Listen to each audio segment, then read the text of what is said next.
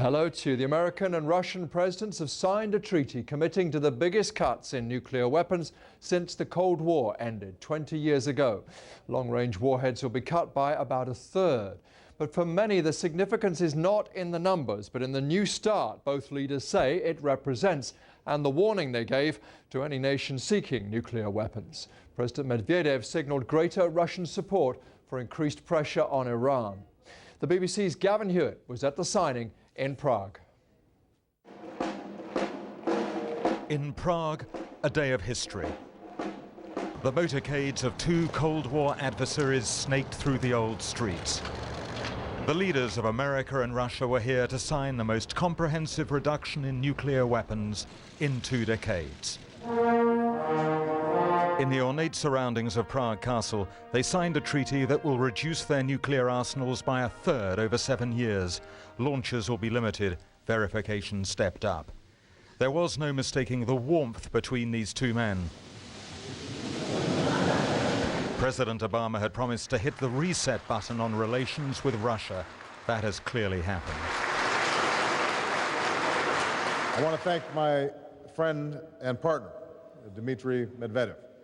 The American president said the treaty sent a clear signal that the two largest nuclear powers intended to lead. This day demonstrates the determination of the United States and Russia, the two nations that hold over 90% of the world's nuclear weapons, to pursue responsible global leadership.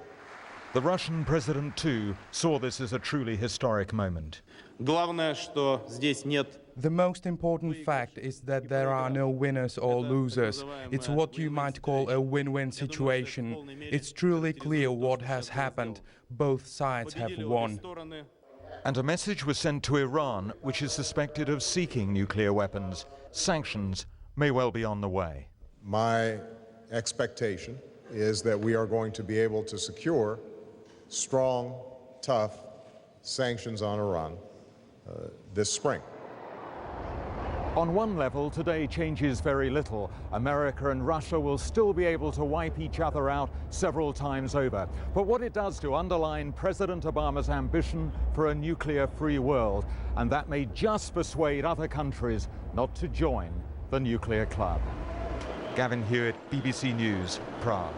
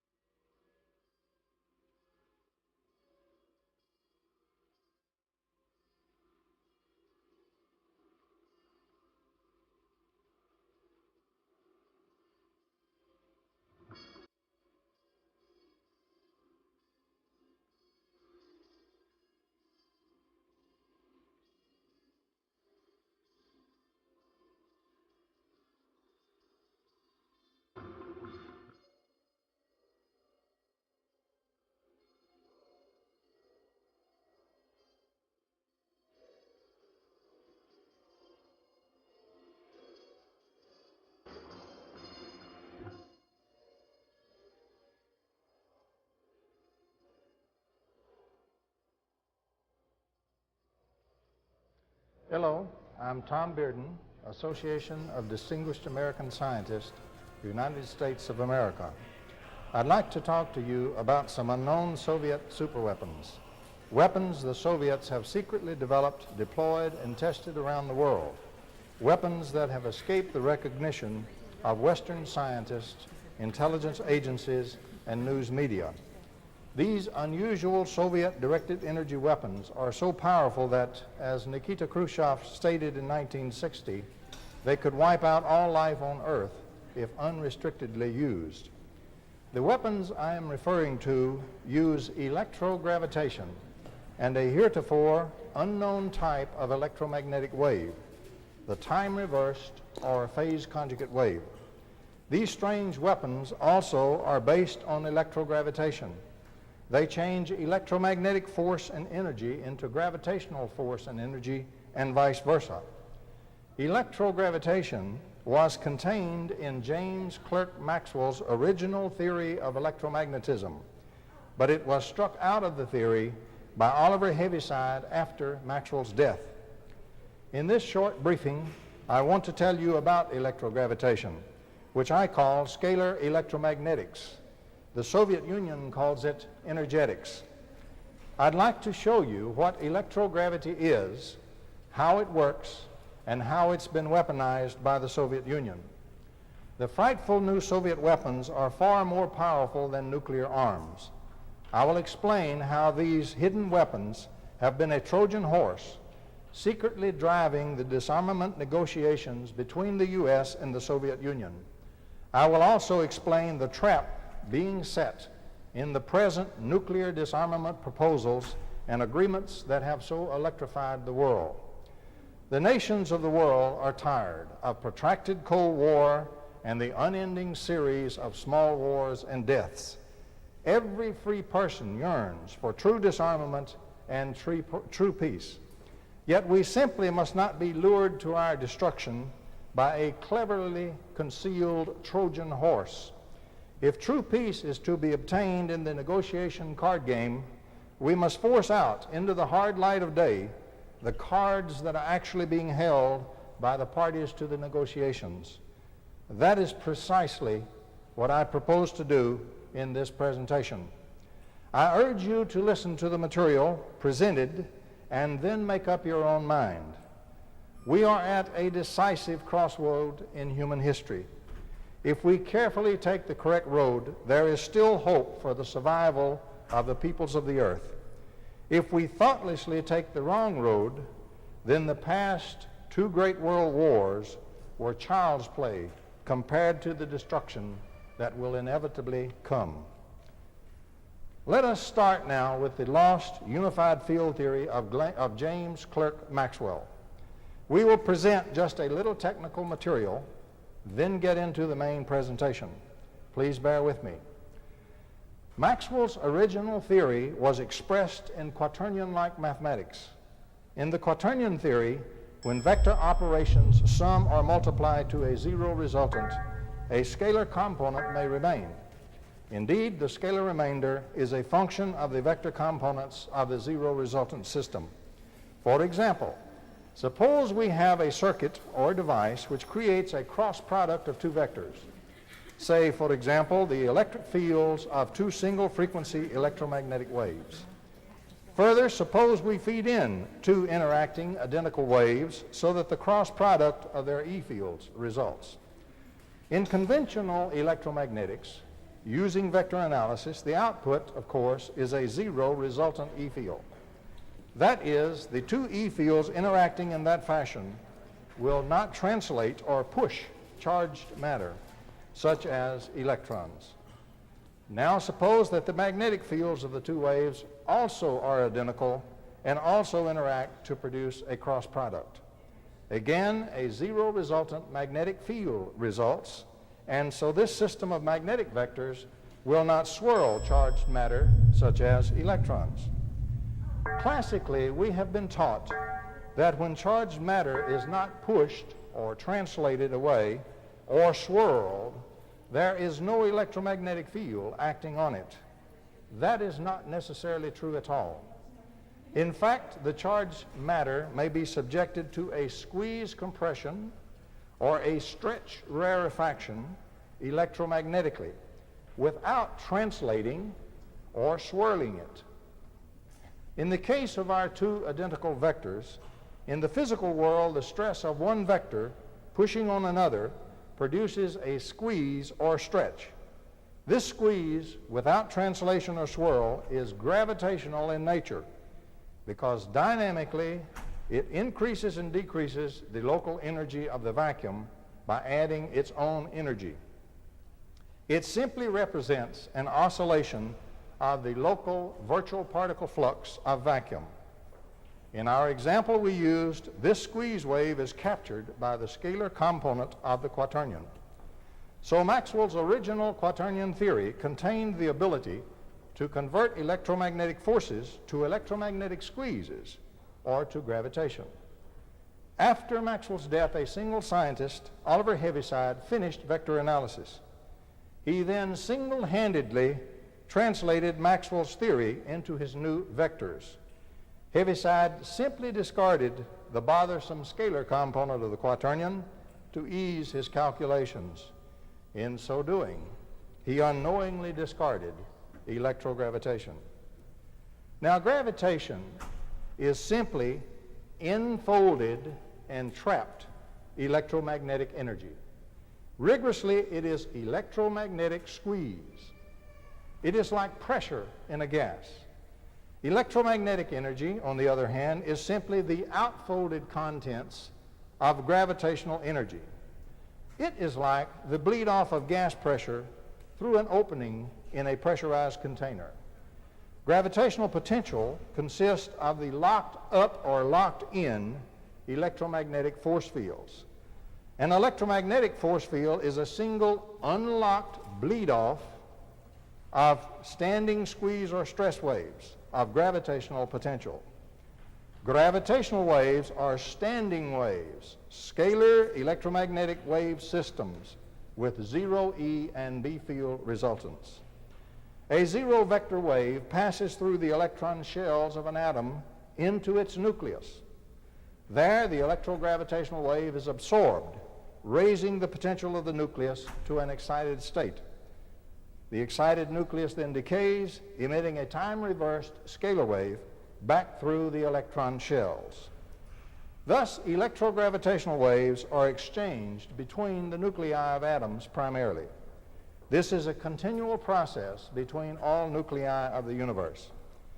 These scalar waves represent significant oscillations of the local curvature of space-time, something that Einstein assumed could not be done on the laboratory bench. Indeed, it can easily be done using the principles we have stated.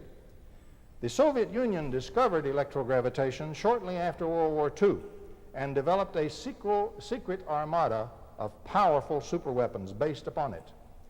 Let us look at the history, briefly, of the secret Soviet scalar electromagnetic weapons. At the end of World War II, the Soviet Union obtained the cream of the crop of Germany's radar scientists and infrared scientists. At that time, the German scientific team led the world in the theory and technology of radar-absorbing materials, RAM it's called, and radar cross-section. For example, some leading Western radar experts believe that the German scientists had already advanced the theory of radar cross-section beyond where Western scientists have arrived at today. Radar cross-section science, as we all know, is the heart of modern radar technology, countermeasures and countermeasures.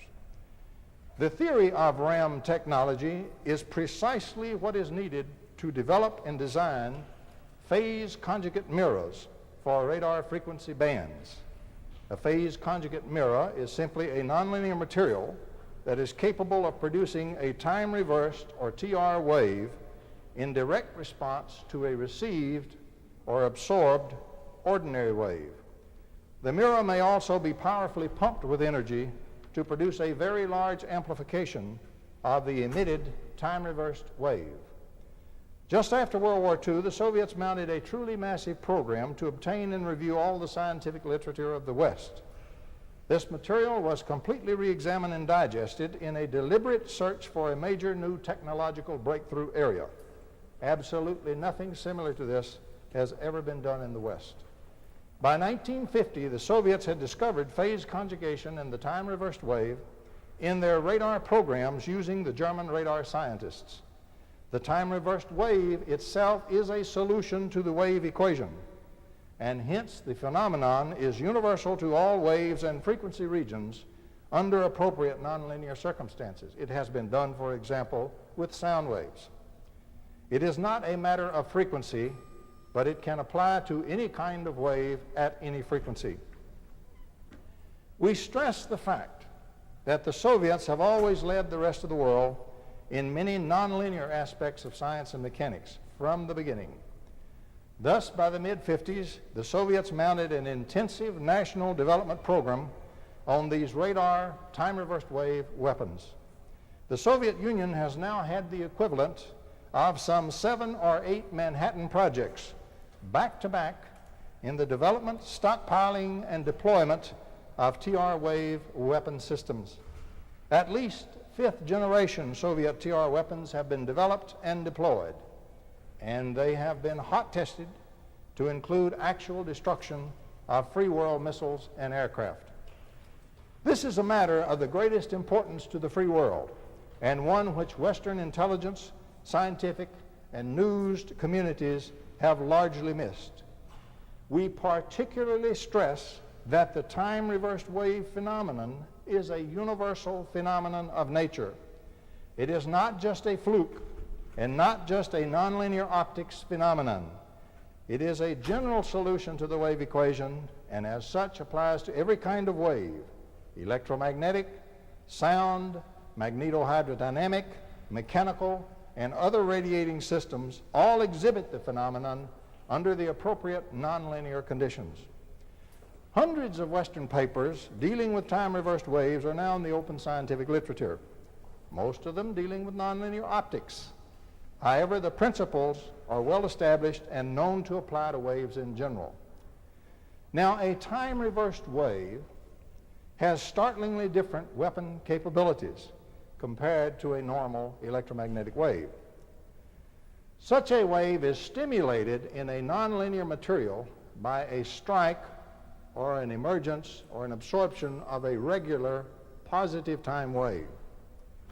Such a wave precisely retraces the path of the ordinary wave that stimulated it to be formed.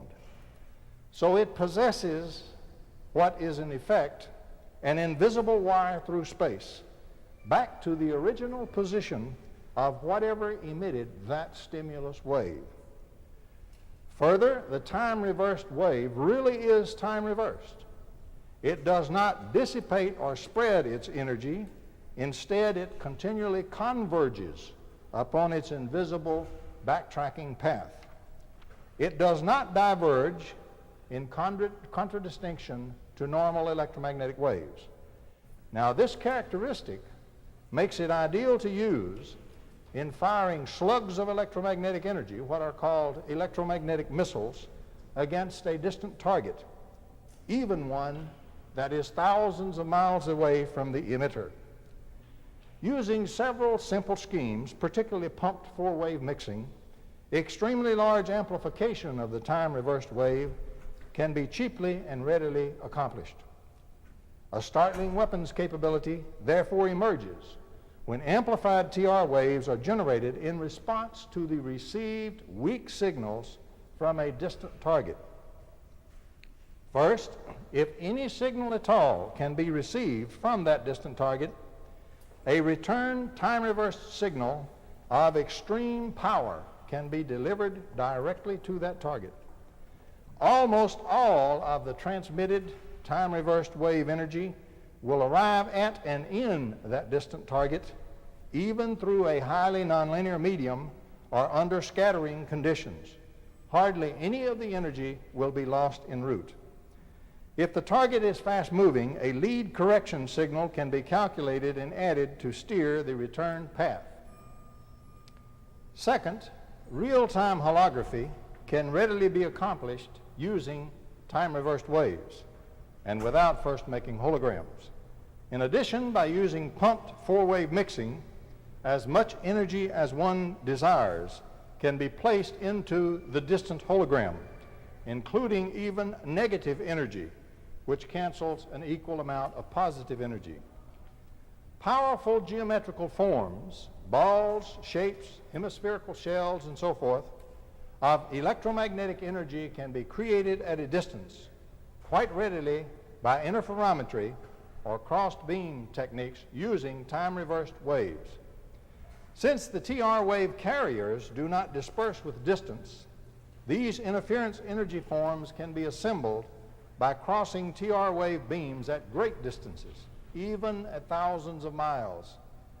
In theory, the energy appearing in such a distantly created energy form is limited only by the amount one cares to put in at the amplified transmitting end and by the state-of-the-art of the technology in developing the mirror. Thus, the radar itself becomes now a powerful all-around weapon with a TR wave adjunct. Once the radar receives a weak return signal from a target, an extremely powerful time-reversed wave pulse can be generated. and all the energy in that pulse can be unerringly returned to the distant target from which the return was received. Crossed beam over-the-horizon radars, such as the giant Soviet woodpecker transmitters, are ideal for use as carriers of wires for distant time-reversed wave interferometry.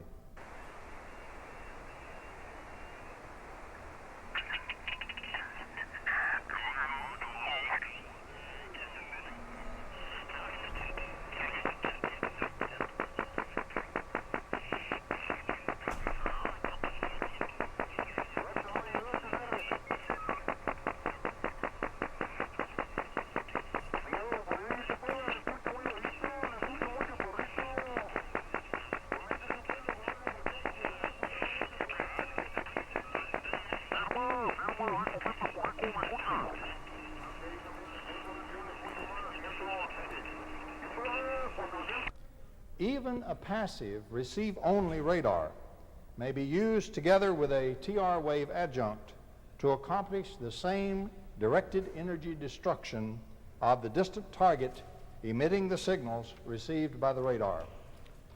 Radio receiver transmitters may also employ simple TR wave adjuncts to provide a large number of communication jammers and directed energy weapons capable of jamming and or destroying enemy radio transmitters at appreciable distances.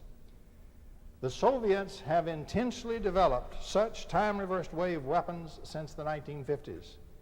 In January 1960, Khrushchev was referring to these weapons when he reported to the Soviet Presidium the forthcoming advent of fantastic weapons, then in advanced Soviet development.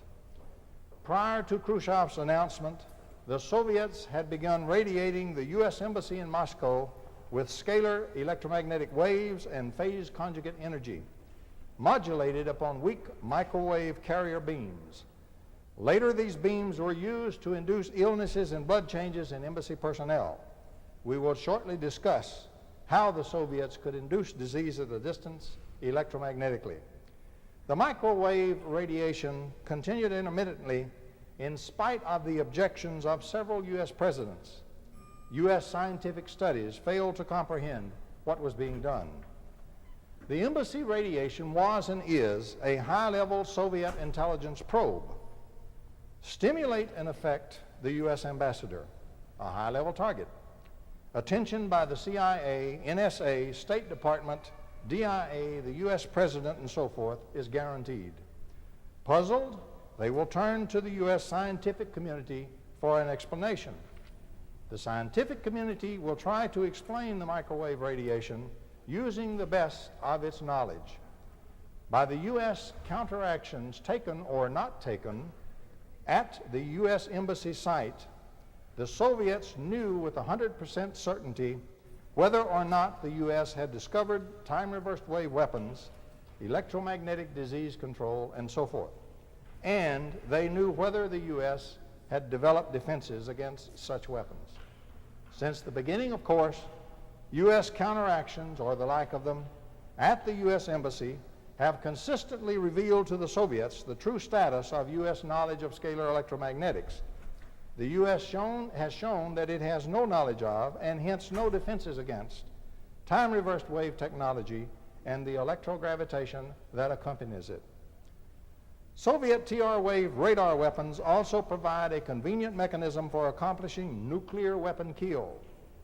A target struck by a powerful TR wave pulse generates a time-reversed back pulse due to nonlinearities in the target medium. In the nonlinear medium of the exploding or fusing target, the two pulses, which are 180 degrees out of phase with each other in time, modulate and lock together as a scalar EM wave or pulse.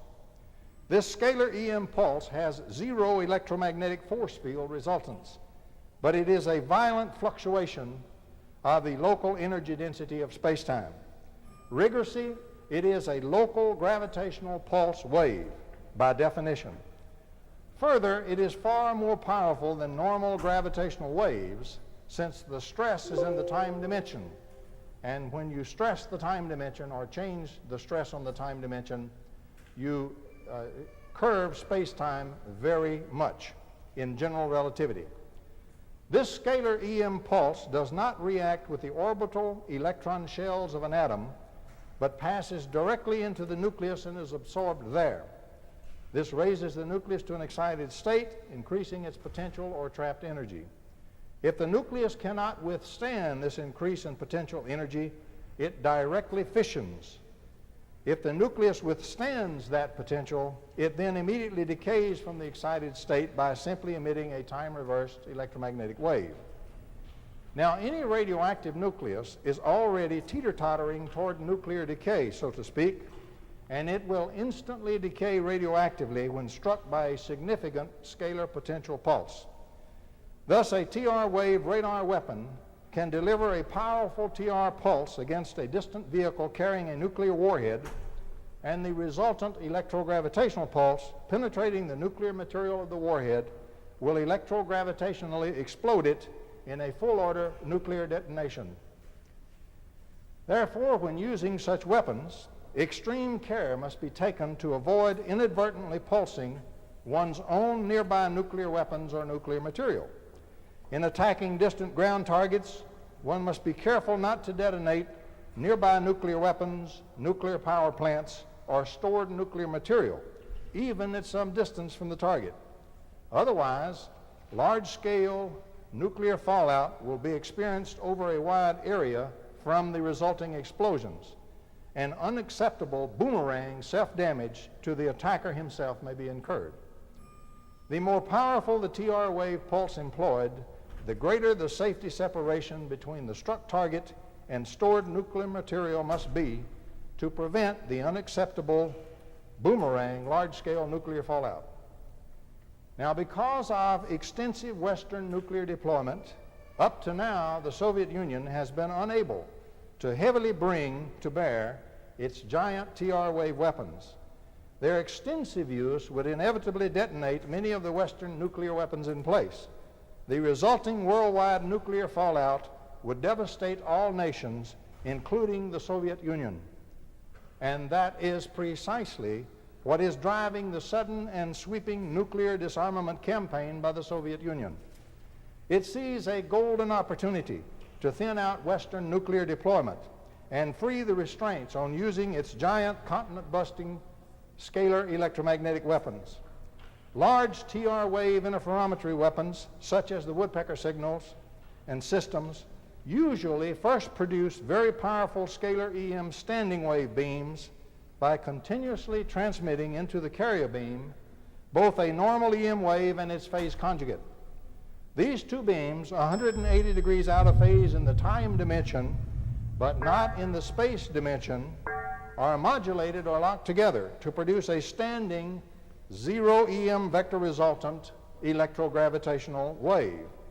This produces space-time curvature mostly upon the time dimension, which is by far the most significant for curvature in general relativity.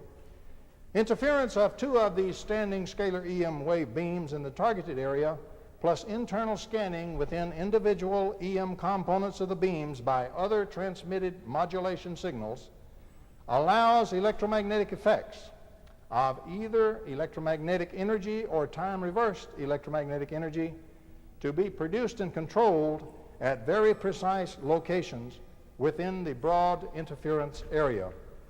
Such giant standing scalar electromagnetic waves can be established in space, in the atmosphere, in the ocean, or in the earth, since these beams travel through the nuclei of the atoms as their medium. Each such huge scalar EM standing wave beam represents, in fact, a gigantic electrogravitational standing wave, and hence a giant oscillating stress potential in space-time. This standing wave represents a sort of gigantic capacitor or accumulator of enfolded electromagnetic stress energy. Enormous energy may be collected in this potential, charged up over a period of time. Now, short out of this giant capacitor by transmitter failure can result in a large flashover discharge of the electrogravitational energy into the local Earth at the stricken transmitter, producing a massive electrogravitational ground wave that can strike nuclear facilities and be enormously destructive. Thus, one must carefully protect the TR wave weapon system from inadvertent discharge of large electrogravitational pulses into the Earth at the site due to transmitter failure, short-outs, and so forth.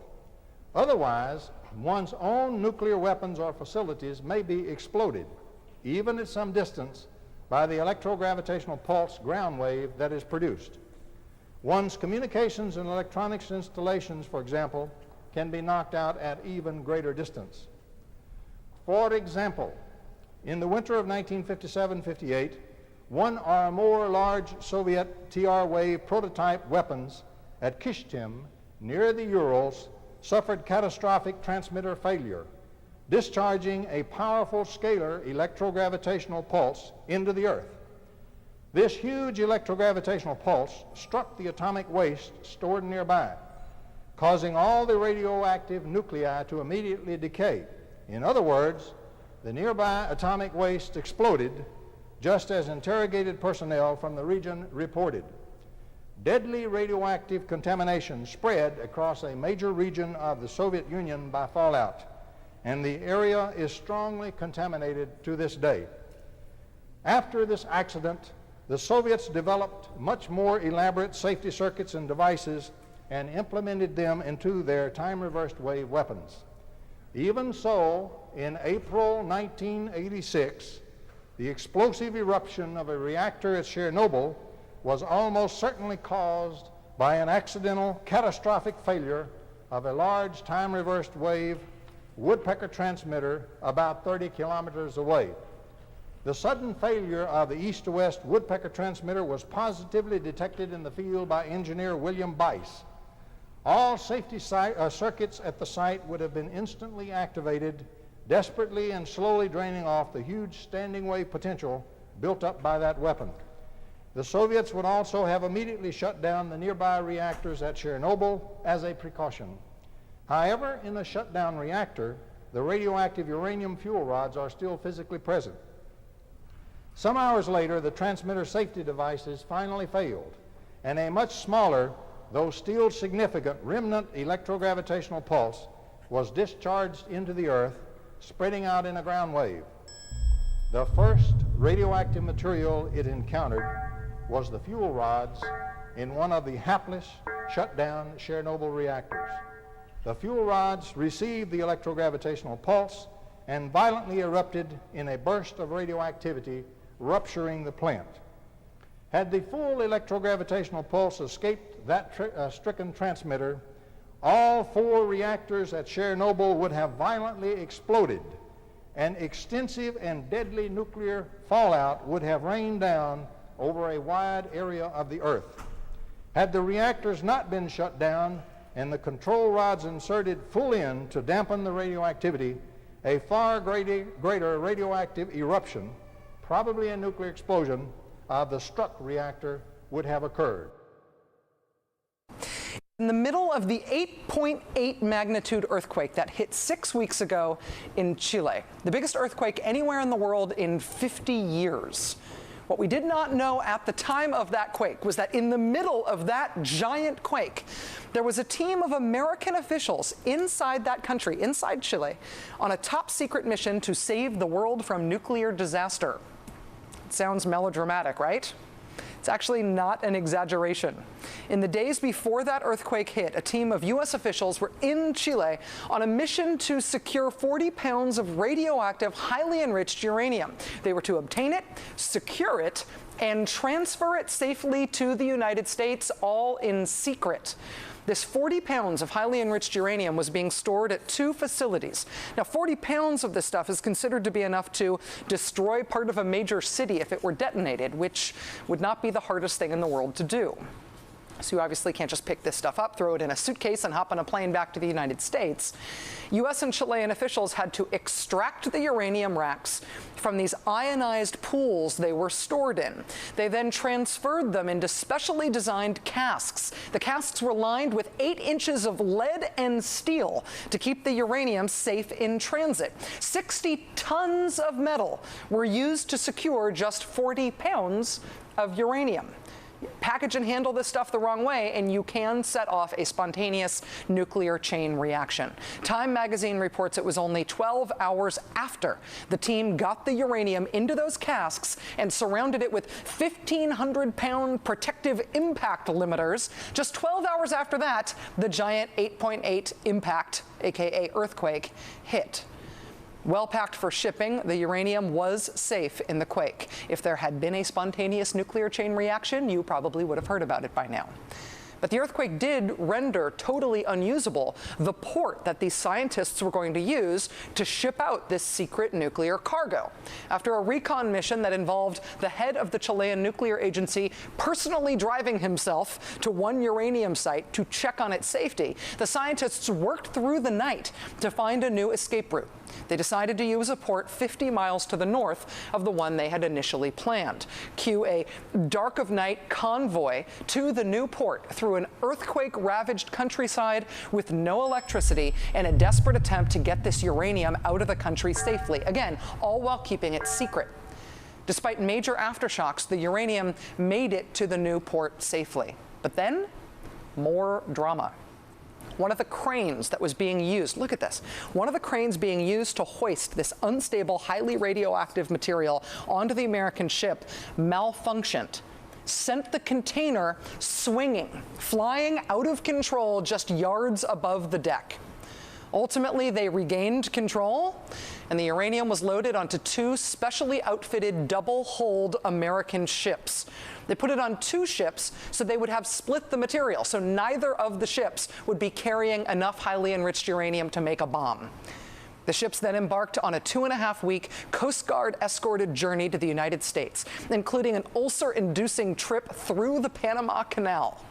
Their ultimate destination, South Carolina, where the uranium is painstakingly converted to safer, non-weapons grade fuel. With the moratorium ending on telling the story of Chile's uranium in the earthquake, today in Washington, leaders of 47 countries gathered for the biggest summit in the United States in more than 6 decades. It's a 2-day gathering aimed at addressing the issue of global nuclear security. And right at the beginning of day 1 of this summit, some results to be announced. Today, Ukraine announced a landmark decision to get rid of all of its stockpile of highly enriched uranium by the time of the next Nuclear Security Summit in 2012. Ukraine will eliminate its entire stockpile of highly enriched uranium. After Press Secretary Robert Gibbs made that announcement, President Obama and the Ukrainian President Viktor Yanukovych released a joint statement, which reads, quote, President Yanukovych announced Ukraine's decision to get rid of all of its stocks of highly enriched uranium, while the United States will provide necessary technical and financial assistance to support this effort. Sound familiar? The United States will provide technical and financial assistance to support this effort. Hopefully this time minus the earthquakes. In May 1960, a prototype TR-wave radar weapon was used to down Gary Powers' high-flying U-2 aircraft over the Soviet Union. Powers reported a flash as if from an explosion near him, but the flash persisted.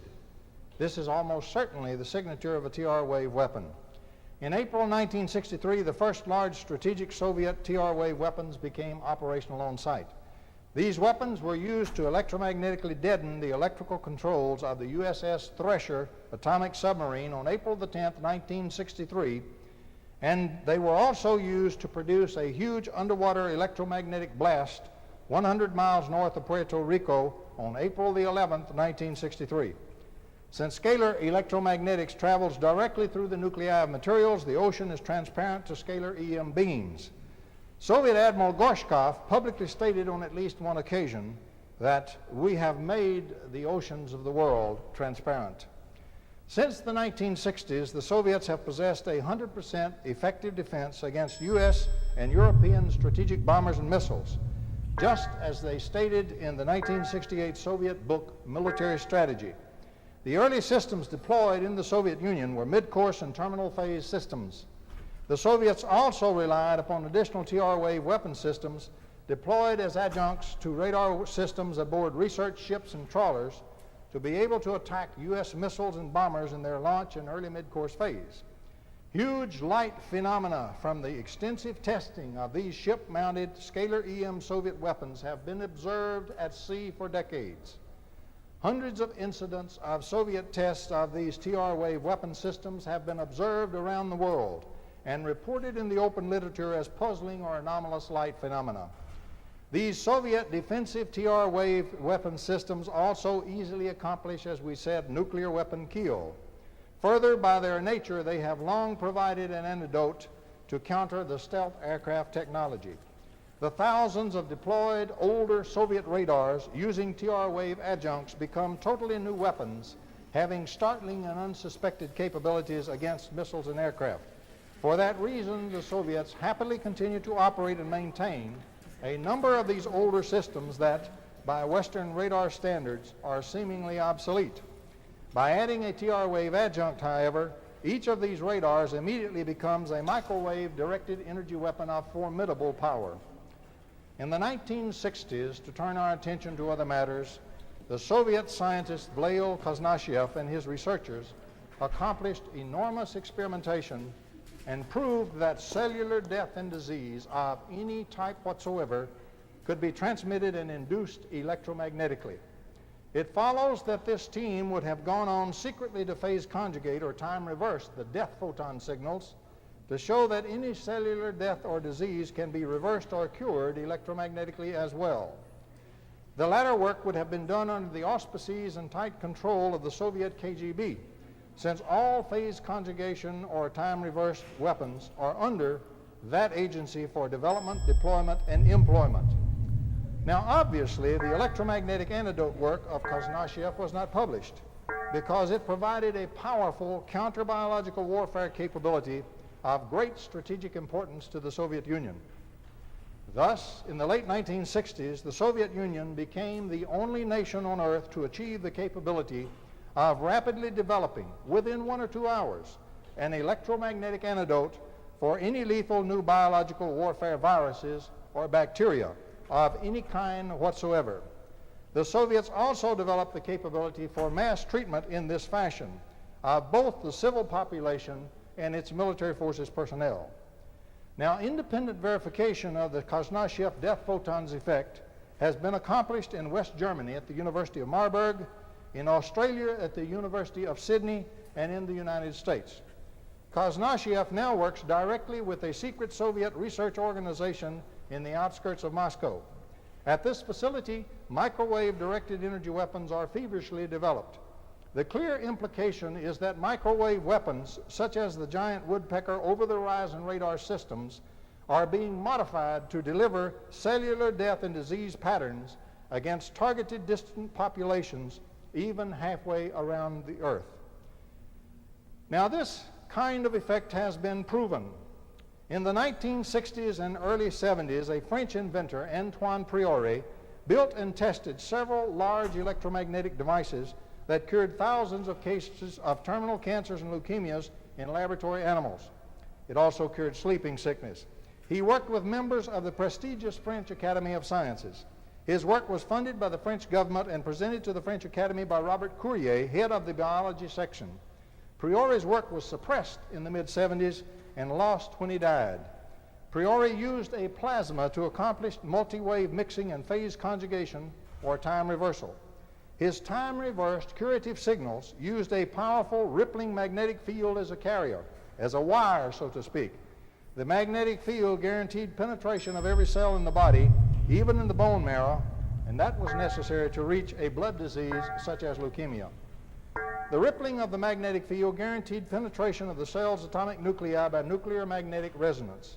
Penetration of the actual nuclei of the atoms in the diseased cells is necessary, since the master cellular control system, discovered by Dr. Fritz Albert Popp of West Germany, operates through the cell's structured scalar EM biopotential. This potential is centered in the nuclei of the atoms comprising the cell. Note that electrical dedifferentiation and redifferentiation of cells by a minuscule current between picoamperes and nanoamperes has been beautifully proven by Dr. Robert Becker and other researchers. Red cells of the frog, for example, have been electrically reversed through all their development stages. The cells first become round, then develop a scalloped outline. Then they become amoeboid and move by means of pseudopods. Their nuclei swell and their DNA becomes reinactivated. They then rid themselves of all their hemoglobin and develop a full set of mitochondria and ribosomes. In Becker's historic experiments, the cells then turned into cartilage-forming cells and finally into bone-forming cells, healing difficult bone fractures. In short, Becker demonstrated cell dedifferentiation followed by redifferentiation into an unrelated cell type, all electrically initiated and controlled with laughably weak currents. Thus, profound cellular changes are most certainly inducible and controllable electromagnetically by minuscule amounts of potentials and currents. Priori's machine applied time-reversed EM waves to accomplish reversal from cancerous cells back to normal cells. Priori's work essentially proved that Kosnachiev's group would have been able to accomplish the same thing by phase conjugation. Also, Kosnachiev's death photons work was accomplished much earlier than reported in the open literature. It provided a basis to use in the microwave radiation of the U.S. Embassy in Moscow to engender blood changes and disease in the targeted personnel. 2 U.S. ambassadors died from a leukemia-like disease, and a third sickened and bled from the ears and nose and eventually died of leukemia. Significant blood changes and genetic effects were noted in embassy personnel. Only minuscule levels of electromagnetic signals would have been necessary to induce such detrimental biological changes. The present woodpecker signals undoubtedly have the capability of producing similar conditions in distant targeted populations, and much more whenever the Soviets wish to add the appropriate signals. These weapons also are capable of killing large numbers of the targeted population whenever appropriate Kosnachiev death signals are placed upon them. In the late 1960s, another cautious Soviet intelligence probe was used. Papers appeared in the open Soviet literature dealing with time-reversed waves in the field of nonlinear optics. Only a few American optical scientists seemed to be interested. In 1972, to focus more U.S. attention on their subtle intelligence probe of U.S. time-reversed wave knowledge, the Soviets sent 2 scientists to Lawrence Livermore Laboratory to brief American scientists on optical phase conjugation. Now thereafter, many U.S. optical scientists began to work in the, quote, new field, unquote. Immediately it was revealed to the Soviet Union that the U.S. had ineffective knowledge of phase conjugation and that the U.S. had no time-reversed wave technology or weapons. To this day, Western theoretical work in phase conjugation is still largely characterized by a simple overall math model obtained by simply writing down the necessary conjugate term in the wave equation. There appears to be absolutely no U.S. awareness of the physical electrogravitational mechanism in the atomic nucleus itself that causes the phase conjugation time reversal, and there appears to be no theory of that as such. Its direct application to radar-directed energy weapons appears to have largely been ignored in the West. The West has focused on lasers and optics. In 1975, the Soviets attempted to obtain a treaty with the rest of the world, outlawing the development of frightful new weapons of mass destruction, even more frightful than the mind of man had ever imagined, according to Brezhnev himself. Gromyko introduced a draft treaty into the 1975 session of the United Nations General Assembly. No one in the West knew what the Soviets were referring to. Failing to obtain the treaty, the Soviets in 1975-76 embarked on the greatest military buildup in history. This buildup was nothing short of a full-fledged preparation to be ready to dominate the world. The year 1985 was set as the ready time, according to Leonid Brezhnev's 1972 statement at a secret Prague meeting of European Communist Party leaders. The Soviets met this 1985 scheduled goal. As we stated, the Soviets can be immune to any type of viral biological warfare anytime they choose to be. The use of lethal new viruses thus has become a highly favored, low-risk method of warfare for the Soviet Union and for no other nation on earth. The West has no such capability against viral warfare and in fact is totally vulnerable to attack in this manner. Both Western troops and Western civil populations are totally defenseless against the threat of viral biological attack. A BW strike from a small hostile nation or even from a few radical terrorists, or even an inadvertent contaminant spillage from one of the great many ill-controlled private genetic experiments, can result in the introduction of a lethal, highly infectious new virus that will decimate the West. Indeed, a biological warfare viral attack may already have been unleashed on the world. In 1971, the U.S. passed the National Cancer Act and declared open warfare on cancer. Iron Curtain scientists were invited to participate, and they did so with alacrity. At the same time, ironically, penetration of Western recombinant DNA genetics research was one of the highest priorities of the Soviet KGB. Many KGB scientists and agents were infiltrated into our labs under this program. Some cancer research labs at Fort Detrick, Maryland, for example, still to this day employ more communists than American scientists. In these cancer labs, animal viruses were repeatedly injected and re-injected into human cell cultures until new viral strains emerged that preferred human cells as hosts. These adapted viruses could then be cultured, and the effects or lack of effects of various chemicals and drugs against them could be ascertained. This is all a necessary part of the legitimate war on cancer. However, these new viruses are exactly what one would wish to develop if one were seeking a biological warfare virus to which humans were not resistant, and one which preferred humans as its host. Sometime during the early 1970s, KGB agents who had infiltrated U.S. cancer research laboratories may have deliberately contaminated the World Health Organization's smallpox vaccine with one or more of the lethal new viruses freely available in the Western cancer laboratories, available to them because they were working in those laboratories. Massive smallpox vaccination in Africa and other third world countries then resulted in the appearance and spread of the AIDS disease. Now, if this thesis is true, then AIDS constitutes the first Soviet biological warfare strike against the West in what can only be categorized as an opening round in a unique new World War III. With the Koznachiev techniques, the Soviet KGB already has the effective electromagnetic antidote against AIDS and other lethal viruses anytime it wishes to employ it.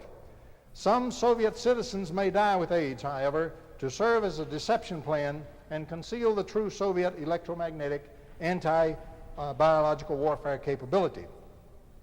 Meanwhile, the third world nations and the West will be devastated by the killer disease. Now, as if this were not enough, today there is even a British firm which will tailor-make a virus by computerized gene splicing techniques, and it will sell that virus to any purchaser for $10,000. Hosts of poorly controlled or uncontrolled persons and laboratories are experimenting today with recombinant genetics all over the world. Much of the residue from these experiments is dumped into the biosphere to eventually produce innumerable recombinations and new viruses. Inevitably, some of these new viruses will be lethal and even fast-acting. So many other lethal viruses are almost certain to follow AIDS, whether from covert warfare strikes, fanatical terrorist groups, or inadvertent private contamination. Undoubtedly, some of these frightful new viruses are not going to be slow viruses or lentiviruses. Some will likely be highly infectious and quick-acting in the manner of some influenzas. Some will be transmitted successfully by insect vectors such as the voracious new Asian tiger mosquito now spreading across the southeast U.S. Now, beginning in July 1976, powerful new Soviet over-the-horizon radars, the infamous woodpeckers, became operational. Extensive weather engineering over the U.S. had been accomplished by these weapon systems. Now, this has been separately documented by the present author, by C.B. Baker, editor of Youth Action News, Andrew Mikrowski of Canada's Planetary Association for Clean Energy, and other researchers such as Andrea Puharich. In addition, the woodpeckers possess the full range of TR wave weapon capabilities, including real-time holography capabilities and anti-stealth capabilities. Terrible anti-biological capabilities are also possessed by these weapon systems, and they are also highly effective as global launch phase and mid-course phase defensive weapons for use against U.S. missiles and bombers. In the launch phase, for example, track the missile as it's slowly rising, send it a huge pulse of TR wave or time-reversed wave energy, scratch one missile. In November 1985, the Soviets completed wet-run weapon tests against U.S. missiles and aircraft and at least 3 of NASA's shuttle launches, employing the woodpeckers in the launch phase, ABM, and anti-bomber mode. Now, in the target year, 1985, beginning in December, actual destruction of selected U.S. missiles and aircraft was accomplished. Targets destroyed by the Soviets included the Arrow DC-8 at Gander Air Force Base, Newfoundland on December the 12th, 1985. This is 2020. Tonight, remember this, Gander, Newfoundland. 248 U.S. soldiers killed in an air tragedy. Shattered families consoled by the president. Tragedy is nothing new to mankind, but somehow it's always a surprise. The official ruling, an accident. But was it, or did terrorists cause the worst air disaster in military history that no one survived? Then, in a major 2020 investigation, Lynn Scher re-examines the case. What caused the crash? One report says it was ice, but yet there's no proof that it was ice. It's just all theory. Were witnesses brushed off? Was evidence ignored? The hole blown through the fuselage strongly suggests that an explosion took place on board the airplane while it was still in flight. And the theory that could rock the nation. Do you really believe that Iran-Contra figures in that air crash? I think there's a strong possibility, and I think we need answers to these questions. The tragedy at Gander. What really happened? Targets destroyed by the Soviets included the Shuttle Challenger, launched on January 28, 1986, the Titan 34D rocket, launched on April 18, 1986, a U.S. Delta 178 rocket launched on May 3, 1986, and the French Ariane 2 rocket launched in late May 1986. In addition, a Nike Orion research rocket misfired over the New Mexico desert on April the 25th, 1986. This was the first failure of that rocket in 25 consecutive launches. During the same period, that is early in 1986, a spate of crashes of French military aircraft occurred over a 4-month period, causing French Defense Minister André Giraud to open a special investigation. Giraud may have discussed the possibility of Soviet sabotage of that rocket with Washington. 2 U.S. nuclear submarines, one of them the USS Atlanta in the Straits of Gibraltar, mysteriously ran aground, perhaps due to unsuspected interference with their guidance and navigation systems. In July 1986, a highly secret U.S. Air Force aircraft, possibly a stealth fighter, crashed near Bakersfield, California. The crippled aircraft was seen in trouble and photographed by Andy Hoyt. The aircraft was not on fire when it came down, and it did not explode in the air. It gave the attributes of a scalar electromagnetic interference with its control systems. Another loss of a possible stealth fighter occurred in 1987. Loss of these 2 secret aircraft may have been due to Soviet testing of time-reversed weapon capabilities and anti-stealth capabilities of the Soviet Woodpecker weapon system. Now, hosts of other anomalous and mysterious incidents indicative of Soviet phase conjugate TR wave weapon utilization on a massive scale occurred in 1986. These are documented in my 1985 book, Fer de Lance, and in my forthcoming book, AIDS, Biological Warfare. However, a severe limitation on the unrestricted use of time-reversed wave weapons exists. If powerfully and unrestrainedly used, they will cause nuclear warheads and nuclear material to explode as surface nuclear bursts in the dirtiest possible fashion. The resulting massive radioactive fallout would probably wipe out all higher forms of life on Earth. Note that in 1960, Nikita Khrushchev actually stated that these fantastic weapons could wipe out all life on Earth if unrestrainedly used. As long as we possess an appreciable deployment and stockpile of nuclear weapons, we are essentially dead man fused against substantial Soviet usage of these powerful weapons. Thus, Mikhail Gorbachev needs to thin out the deployed and stored Western nuclear warheads to allow a more unrestrained field of play for his decisive TR wave weapons. That is why at Reykjavik he suddenly expressed full interest in President Reagan's zero option, even expressing agreement with the principle of on-site inspection to ensure dismantling of missiles and removal of warheads. That is why the Soviets are so actively interested in the withdrawal of nuclear weapons from Europe and negotiating a strategic nuclear reduction treaty. Using their scalar EM weaponry, they can quickly and easily take Europe with impunity the moment the nuclear weapons are thinned out and Western dead man fusing is removed. So we can now understand what is driving the present steps in nuclear disarmament and towards the kinds of nuclear treaties that are being negotiated. We are referring in these weapons to a new kind of blitzkrieg warfare, war conducted by powerful beams and long-range destruction engendered at the speed of light. NATO can be defeated in 2 hours or less, and the entire war, mop-up and all, would last perhaps 3 days. Of course, powerful demonstrations of Soviet superweapons could be provided to show that attempted nuclear retaliation would simply be suicide. The Woodpecker weapon systems alone could wipe out all major communication systems and power systems in the U.S., induce waves of EM-induced death and disease in pre-announced locations, induce waves of abject fear and panic in the populace, or psychologically disrupt and disable, say, the Washington, D.C. area, to include the people, the government, and the Pentagon. If such a scenario were accompanied by proclaiming a Soviet equivalent to the Monroe Doctrine, except applying it to Europe, offer of a ceasefire, and an offer to allow us at Dunkirk to evacuate the beaten remnants of our forces, the U.S. and NATO would almost certainly be forced to accept Soviet terms for a ceasefire that left the U.S. and Europe intact.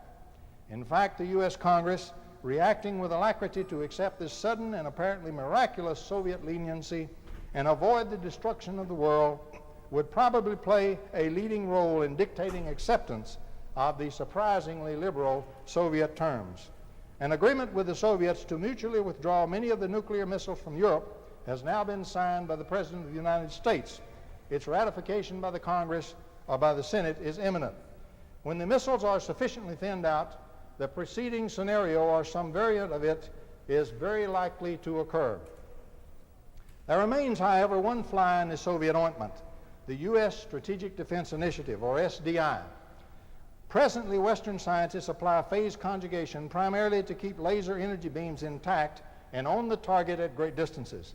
They appear to be completely unaware of the electrogravitational aspects of phase conjugation. For one thing, they work at the wrong frequencies for gravitation. That's low frequency. An inventor colleague of mine has already rigorously proven the electrogravitational aspect at low frequencies on the laboratory bench. The phase conjugate time-reversed wave is composed of and carries negative energy and negative time. If the atomic nuclei of an object are continually forced to produce a great deal of this negative energy, negative time, they also produce anti-gravity. This is because in negative time, gravity is a repulsion, not an attraction. 500 watts of negative energy are sufficient to float 1 pound of steel. In addition, if the electromagnetic energy of a laser is changed into gravitational energy, a theoretical gain of up to 10 to the 42 times is achievable. In practical devices, an energy gain of 10 to the 20th may readily be achieved. Applied to a modified laser in space, this electrogravitational gain factor is of overwhelming significance. In the U.S. SDI, U.S. scientists presently envision a high-energy laser in orbit, pumped perhaps by means of a nuclear explosion. The pulse beam from this laser would have sufficient power to destroy a rising strategic threatening ICBM in the launch phase, say at 10,000 miles away. If that same laser were converted to a scalar electromagnetics laser, one that turns much of its electromagnetic energy directly into electrogravitational energy, it could blast and destroy possibly a quarter of a large nation, such as the Soviet Union, with a single shot. Thus, if the U.S. developed and tested the SDI spatial and launch hardware for the space-based high-energy laser so that these systems were available for immediate launching, the U.S. could convert these lasers to scalar electromagnetics and still possess a very real strategic retaliation capability, even if the Soviets should strike the U.S. almost unrestrainedly with powerful TR wave weapons.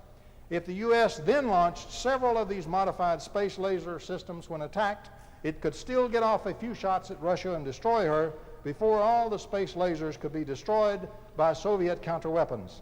In that case, mutually assured destruction would still exist, and the U.S. would still possess a full, last-ditch strategic retaliation capability against the powerful Soviet superweapons, even after substantial nuclear disarmament. Gennady Gerasimov Soviet Foreign Minister spokesman, confirmed as much on the Peter Jennings ABC News show, Los Angeles, California, on October the 13th, 1986. The real concern with SDI, he indicated, is not with its present design at all. Instead, the Soviet concern is that the U.S. would make a great technical breakthrough and deploy new devices in space as a modification to SDI, presenting an unacceptable threat to the Soviet Union. Gerasimov was almost certainly referring to the potential for U.S. adaptation of the SDI space-based lasers to electrogravitational lasers capable of destroying the Soviet Union. Now, obviously, if the high-energy laser weapons stay grounded in the laboratories and the system hardware is not developed and ready, that strategic retaliation capability is lost. For that reason, Gorbachev is adamantly insisting that the SDI defense must not be developed and tested in space. It must be confined to the laboratory.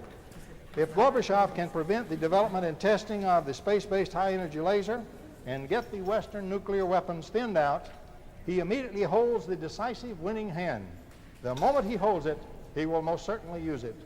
This is where we are now vis-a-vis the Soviets. This is the background necessary to understand the full context of the present jousting between the Soviet Union and the U.S. and involving the rest of the world. In the Washington Times of August 26, 1986, Soviet Chief of Staff Sergei Akhromayev warned the United States that the Soviet Union could have an unpleasant surprise response if the U.S. deploys its SDI in space. He stated, "If the United States deploys a shield in space, the Soviet Union will have several options, none of what Washington would wish. The Soviet Union will very quickly find a response of which the United States has no inkling as yet." The leaders and people of the free world must be made aware of these terrible Soviet time-reversed wave weapons and their awesome capabilities. The international public must also become aware of the real Soviet threat in time-reversed wave weapons, clandestine viral biological warfare, and electromagnetic-induced biological warfare, diseases and death. Strong public support in the free world is necessary for the hard decisions the free world government leaders have to make to counter this hidden threat. Finally, it is absolutely essential that all persons, public, private, and governmental, become aware that the West has already been attacked, both with time-reversed wave weapons and biological warfare strikes. The West must quickly learn to defend itself in a totally new kind of war, one that is quite different from any previously fought, and one that is not fought on the battlefield. Nuclear disarmament and true peace in the world are dreams that strongly stir the hearts of all the peoples of the free world. However, let us understand that these frightful new weapons, far more potent than nuclear weapons, have already been gingerly unleashed in the world. Prompt nuclear disarmament will only lead to the wholesale unleashing of these electrogravitational weapons against the West. We must not rush blindly after the gleaming carrot of nuclear disarmament when far deadlier clubs are already brandished against us. Let us be fully aware of the terrible danger we all face today. Never in all human history has the human species been so threatened. The slightest miscalculation could split the earth or explode the nuclear arsenals of the nations of the world. Let us develop defenses first, then negotiate disarmament and peace that are real. Let the Soviet Union openly reveal the extent of its frightful electrogravitational weapons deployment and testing. Let the nations of the world start a true disarmament process by first outlawing these frightful doomsday weapons, just as Brezhnev suggested 13 years ago. Let us insist on destroying these new superweapons first. Then let us get rid of all of the nukes. For our children's sake and the existence of the world, we must focus the world's attention on the real disarmament problem. We must rid the world of a threat far more terrible than the mind of man has heretofore imagined, to quote Brezhnev in 1975.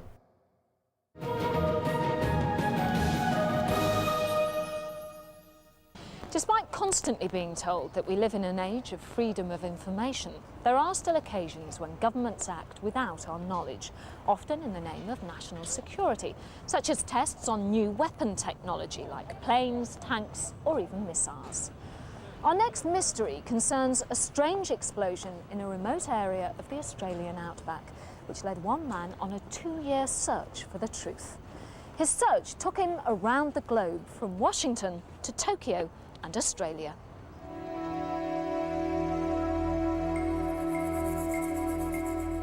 In 1993, the calm of the Australian outback was shattered by an explosion, which registered 3.7 on the Richter scale.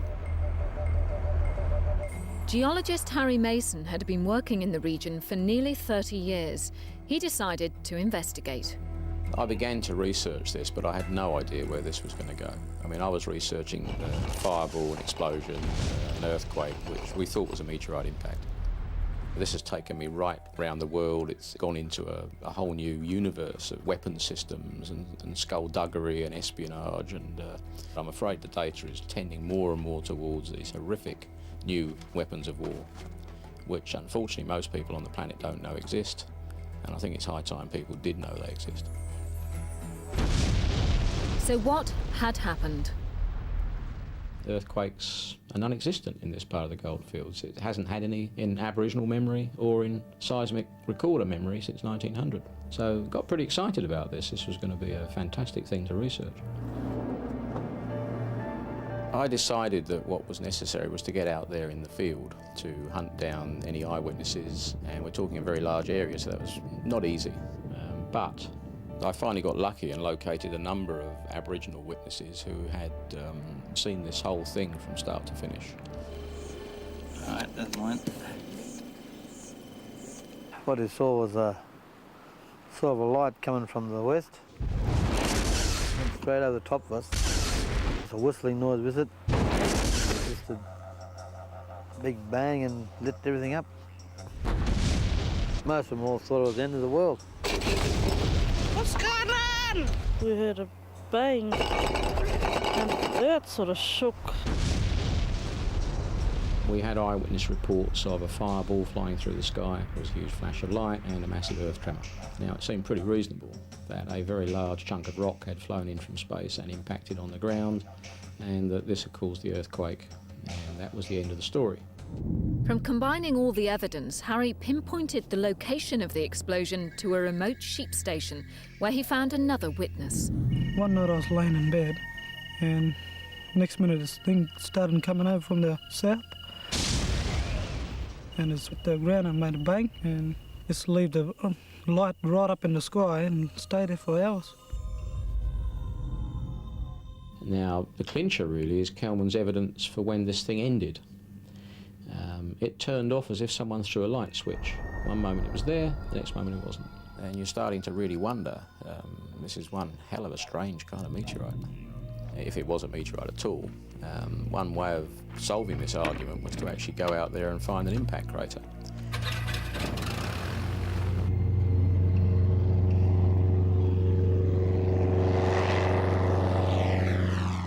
Calculated there should have been a crater of the order of about 100 metres in diameter, and we should have had a significant blast damage area, and we couldn't find it. The area Harry was looking into was Banjawan Station. This remote sheep station had belonged to the Aum Shinrikyo, a Japanese religious cult held responsible for the terrorist nerve gas attack in the Tokyo subway in 1995, which killed 12 people and injured thousands. Banjawan Station had been purchased by the Japanese Aum cult. Then I heard how the Aum had attempted to purchase nuclear weapons from the Russians and were thought to have attempted to make their own. Well, we started to put all this together and we didn't like what we were seeing. In fact, we seriously began to wonder if they hadn't detonated a small nuclear device somewhere on Banjawan Station. Unproven, but sufficient evidence to suggest someone better have a look at this quick, because maybe that's what we're dealing with. Is that the US Senate?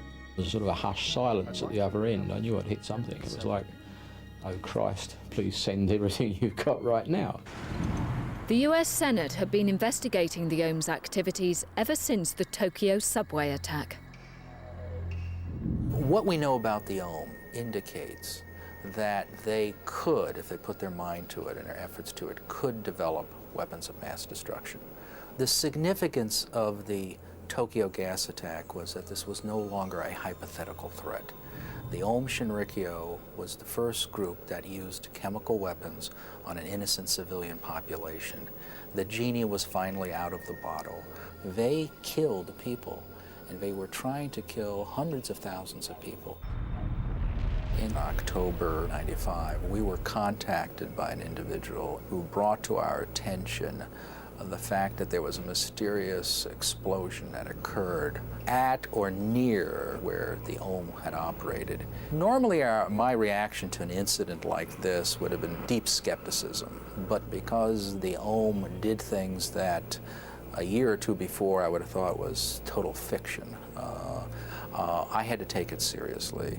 The Senate hired top seismologists to investigate Harry's report.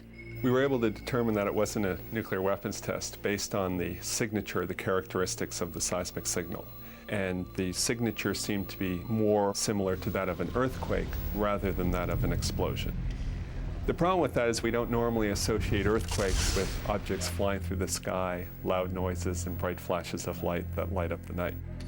After analyzing the satellite images, well, we haven't found any smoking gun. There's no obvious crater there with a smoldering meteorite. And so if the eyewitness accounts are credible, and it's not a meteorite impact, and it's not an earthquake, then what is it? The Ohm were interested in some very strange and bizarre weaponry, some of which was science fiction, but with the Ohm, the difficulty was that science fiction and reality were very much mixed. That made them so interesting and also so scary.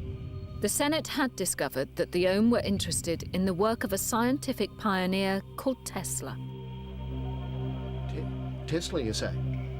Right. No, I'm with you.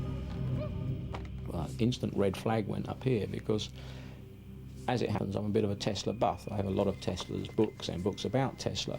And I remember that somewhere in there was some data about creating earthquakes. Tesla had developed a theory, although not proven, of making earthquake machines or weapons that would cause earthquakes through alternating waves and currents. What he's saying is I can flick a switch and I can create an explosion anywhere on the other side of the planet which you can't defend against. And that explosion is of the same order of magnitude as a nuclear blast.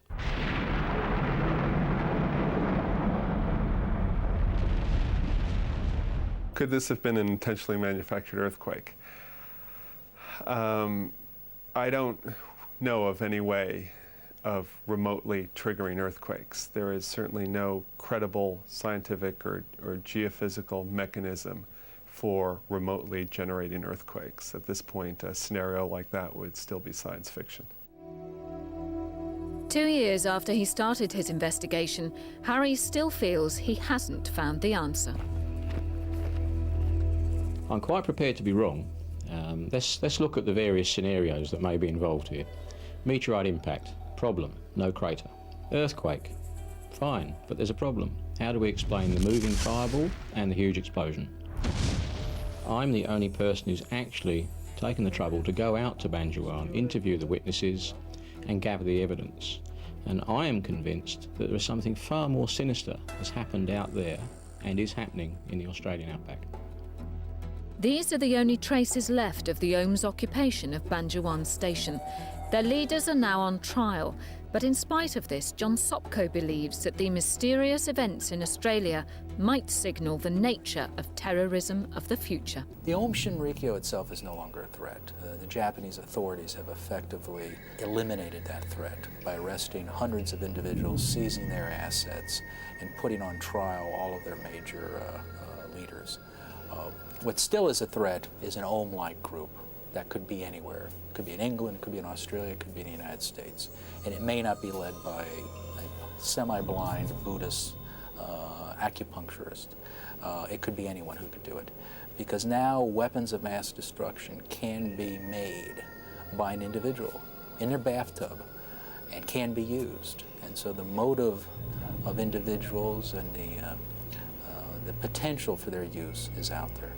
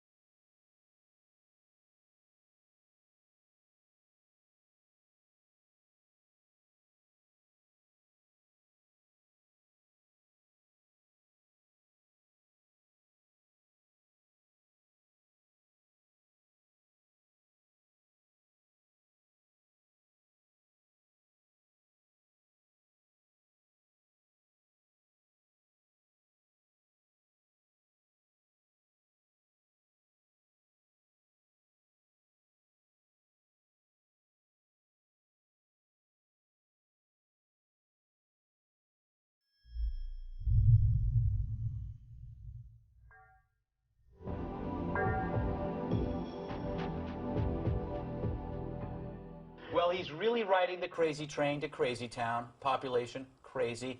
Venezuelan President Hugo Chavez has achieved a new level of nuttiness after accusing the U.S. of using a, quote, earthquake weapon to cause the devastation in Haiti. He's a nut. This week, Chavez's press office sent out a press release saying the 7.0 quake was caused by a U.S. test of an experimental shockwave system that can also create, quote, weather anomalies to cause floods, droughts, and hurricanes. But America's ultimate goal, quote, the planned destruction of Iran through a series of earthquakes designed to topple the current Islamic regime.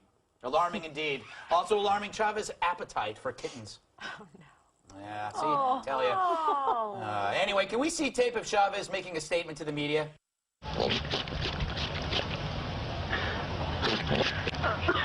I hope it didn't offend anybody in the goat population. PAB, does Chavez know something that we don't? Well, let's think about this, okay? Chavez says that the quake was caused by the United States. Danny Glover says it was the Earth's revenge on us for not passing climate change legislation. Seismologists say it was a shifting of the region's tectonic plates. Obviously, somebody's crazy here. Those wacky seismologists. Gosh.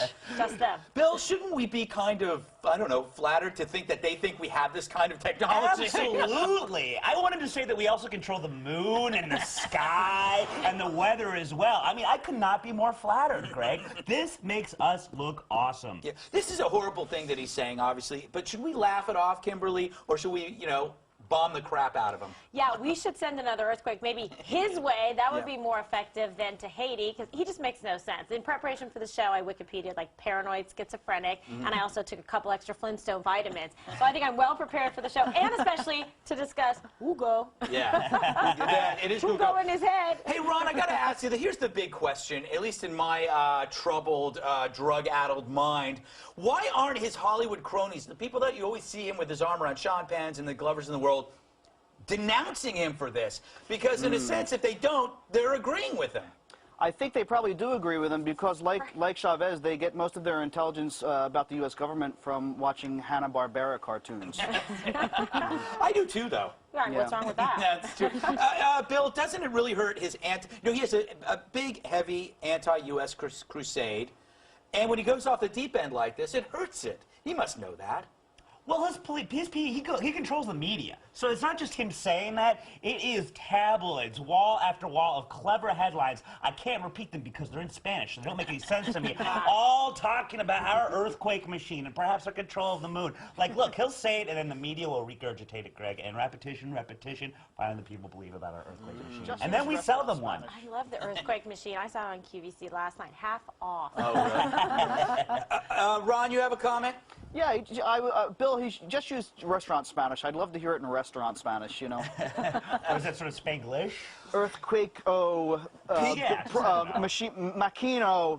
PAB, I have no idea what you're talking about, so I'm going to ask PAB one last question about this restaurant Spanish. I don't even get it. All right, PAB, is it scary that this guy runs a country? Well, I mean, the thing is, we don't take him seriously. Right. Well, we don't, but I think what's scary is that anybody else does. I mean, the United Nations lets him go on about smelling the sulfur from President Bush and blah, blah, blah. You know, it's disturbing that he is respected as a world leader. Yeah. But buy electric cars. I'm telling you, we get 10% of our oil from Venezuela. That's why we're not a little harder on the fat guy. He is your, you know what it is? When I lived in the suburbs, you always had a crazy neighbor. Generally harmless until he wandered over to your lawn with a rake without his pants on. But you couldn't do anything about it. If he did something about it, people thought you were bad for, you know, either calling the police or whatever like that. Chavez is your crazy, demented neighbor who shows up on your lawn holding a rake without his pants on. Absolutely Except he's in charge of a country. Yeah, exactly. Chavez wears his red shirts all the time because he's Captain Obvious and wants to show us all that he's a communist. My crazy neighbor wore the red shirts because he wanted to hide the blood. Oh, that was always very scary for us kids. I bet it was. Yes. From a dictator. Chavez says U.S. weapon caused Haiti quake. Greg, you think Chavez is crazy. And Patty Ann, you, for some bizarre reason, think that seismologists who speak of these so-called tectonic plates are telling you the truth, even though I'm guessing you've never seen such a plate. And Kimberly... Apparently you buy Danny Glover's... No. Kimberly, you think Chavez is a paranoid schizophrenic. Apparently none of you are familiar with the HARP project, That's the government's high-frequency active auroral research program that's run out of Alaska, supposedly to study ways to improve satellite communications. But those of us in the know are aware that it's really being used for energy weapons, weather control, earthquake induction, and even mind control, Greg. Yes, that's right, mind control. I agree with you, Andy. Somebody passed the meds around down Bill to is wondering the how he can newsroom. sign up for this oral research project. And the thing is, the actual target was probably Cuba, but these things aren't perfected yet. Okay, well, now we learn. Bottom line is, he's nuts, and Yeah. someone else is. The bottom line is you're all sheep.